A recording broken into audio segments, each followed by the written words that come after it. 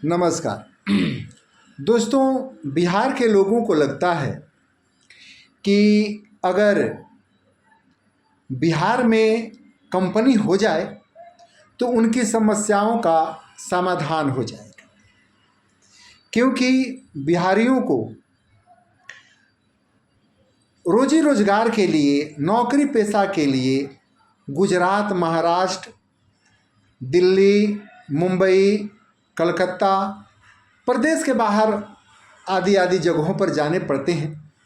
तो उनको ये लगता है कि अगर वो कंपनियां खुद बिहार में ही आ जाए तो बिहारियों को कहीं जाना नहीं पड़ेगा, यहीं पर वो लोग रहेंगे और नौकरी करेंगे। खैर, ऐसा सोचना, ऐसी कल्पना करना कोई गलत भी बात नहीं है, होनी चाहिए। लेकिन भाई, आप लोग एक बात जानिए, भौगोलिक परिदृश्य के अनुसार, भौगोलिक स्थिति के अनुसार किसी भी जगह का उद्योग धंधे होते हैं, जीवन यापन के तौर तरीके होते हैं। वैसे तो भारत का कोई भी कोना ऐसा नहीं है जो महत्वहीन है, हर जगह का अपना अपना महत्व है। गुजरात का अपना महत्व है, यहाँ का भौगोलिक जो स्थिति है वो अलग है, जिसके वजह से यहाँ पर कंपनियाँ हैं। दिल्ली की अलग है, कलकत्ता की अलग है, मुंबई की अलग है, असम की अलग है, बंगाल की अलग है। उसी तरह बिहार का भी है। बिहार को भगवान ने बेकार नहीं, बल्कि यूँ कहिए कि सबसे खूबसूरत बिहार को बनाया है। क्योंकि आप जरा सोचिए कि अगर बिहार सबसे ज़्यादा खूबसूरत नहीं होता तो वहाँ सीता मैया का जन्म नहीं होता, वहाँ बुद्ध का को ज्ञान नहीं होता, वहाँ पर चाणक्य नहीं होते, वहाँ आर्यभट्ट नहीं होते, वहाँ सम्राट अशोक नहीं होते, चंद्रगुप्त मौर्य नहीं होते, और सबसे बड़ी बात और अहम बात कि वहाँ नालंदा विश्वविद्यालय नहीं होता। तो मैं अपने प्रदेशवासियों को यही कहूँगा कि भाई, यह कल्पना करना कि हमारे यहाँ भी उद्योग धंधे हों, नाजायज नहीं, जायज़ है, परंतु आप अपने भौगोलिक स्थिति के अनुसार कल्पना कीजिए। पहली बात कि अगर बिहार में कंपनियां लग गईं तो जो उपजाऊ प्रदेश है, जो उपजाऊ जमीन है, बंजर हो जाएंगी, फसलें बर्बाद होने लगेंगी। हाँ, कुछ जगह ऐसे हैं जो बंजर हैं, जहाँ पर केवल बबूल वगैरह होता है, कृषि नहीं होती है, वहाँ लगाया जा सकता है। लेकिन याद रखिए कि कंपनियों के पानी बहता है और वो किसी क्षेत्र में पहुँचता है, तो जाहिर है कि हमारे कृषि वाले ज़मीन में वो पहुँचेंगे।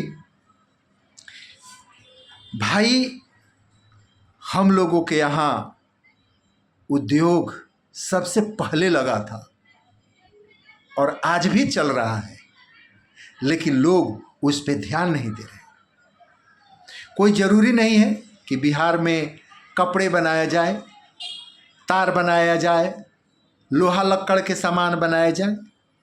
बिहार में शिक्षा की काम बेहतरीन चल सकता है और शुरू से यही होता आया है और वही हो सकता है, क्योंकि उस उद्योग में न तो हमारे कृषि जो जमीन बर्बाद होगी, न हमारी फसल बर्बाद होगी।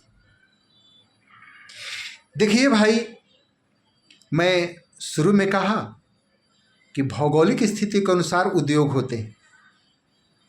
तो बिहार का जैसा धरती है ना, जैसा वहाँ का आबो हवा है, शिक्षा का उद्योग बहुत अच्छा है और यही चलेगा ज़रूरत है सरकार को इस पे विचार करने का। लेकिन समस्या ये है कि विचार करेगा कौन?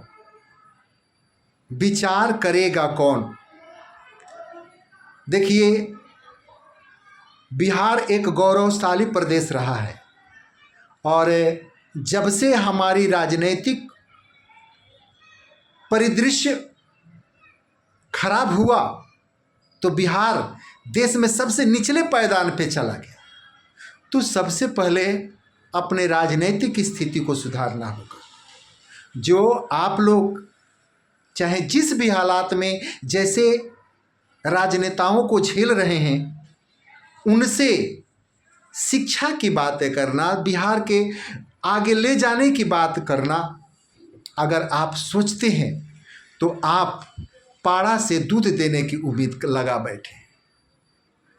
देखिए भाई, अगर मान लिया जाए कपड़े के उद्योग, कागज उद्योग या लोहा लक्कड़ के उद्योग बिहार में लग भी गए तो आपके नेताजी लोगों के जो शागिर्द लोग हैं, चेला चपाटी लोग हैं, वो कंपनी चलने नहीं देंगे। रोज रंगबाजी टैक्स मांगेंगे, मैनेजर को रोज मारेंगे, घेरेंगे, रोज यूनियन कराएंगे, रोज पुलिस थाना होगी। इसलिए ये समस्या है। इसलिए मैं आप लोगों से यही कहूँगा कि बड़ा खूबसूरत प्रदेश है, धरती का तो कहना ही नहीं, जैसे बिहार की धरती है। आप लोग अपना राजनीतिक स्थिति है वो बदलिए अगर संभव है तो। ऐसे तो हमें दूर दूर तक नहीं लगता है कि ये संभव है। धन्यवाद। खैर, एक चीज़ मैं जाते जाते मैं कह दूं, कोशिश एक ऐसी चीज़ होती है कि कभी कभी वैसा हो जाता है कि जैसा सोचा भी नहीं जाता है। एक बार सोचिए और ज़रूर कामयाबी मिलेगी। ईश्वर ने चाहा तो ज़रूर वैसे लोगों को हम लोग राजनीतिक मैदान में लाने में सफल हो जाएंगे जो हम लोगों के भी प्रदेश का कुछ बेड़ा पार हो जाएगा। आगे आप सबकी मर्जी। धन्यवाद।